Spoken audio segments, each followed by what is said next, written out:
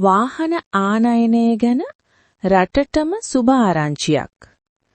මේ වසරේ මේ දක්වා ශ්‍රී ලංකාව වාහන 2,20,000කට වඩා ආනයනය කර ඇති අතර එමගින් රුපියල් බිලියන 587.11ක රේගු ආදායමක් උපයා ඇති බවත් එය 2025 දී ආනයන වලින් රාජ්‍ය ආදායමට විශාලතම දායකත්වයක් සපයන බවත් නිලධාරීන් පාර්ලිමේන්තුවේ මාර්ග සහ විධි පිළිබඳ කාරක සභාවට පැවසූහ.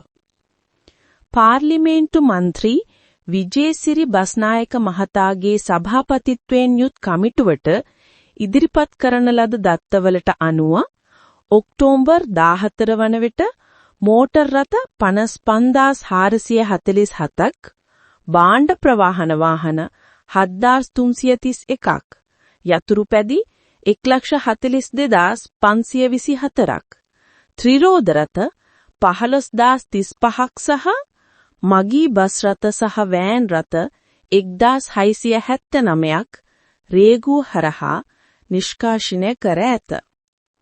නිලධාරීන් පැවසුවේ වාහන ආනයනයෙන් ලැබෙන ආදායම මෙම වසරේ මුළු රේගු ඉපැයීම් වලින් 37% වන අතර එමගින් දෙපාර්තමේන්තුවට වාර්ෂික ආදායම ඉලක්කය નિયમિત කාලයට වඩා බොහෝ කලකට පෙර ඉක්මවා යාමට උපකාරී වූ බවයි.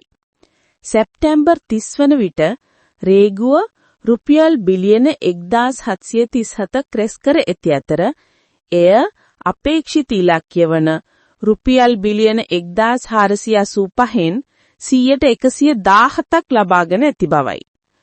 රාජ්‍ය සන්තක කරන ලද භාණ්ඩ වෙන්දේසි කිරීම සඳහා ඩිජිටල් ඊ-ටෙන්ඩර් ක්‍රමයක් ඉක්මනින් හඳුන්වා දෙන බව කමිටුවට දැන්වන ලද අතර එය රේගු මෙහෙයුම්වල විනිවිදභාවය සහ කාර්යක්ෂමතාව වැඩි දියුණු කිරීම සඳහා අපේක්ෂා කෙරෙයි.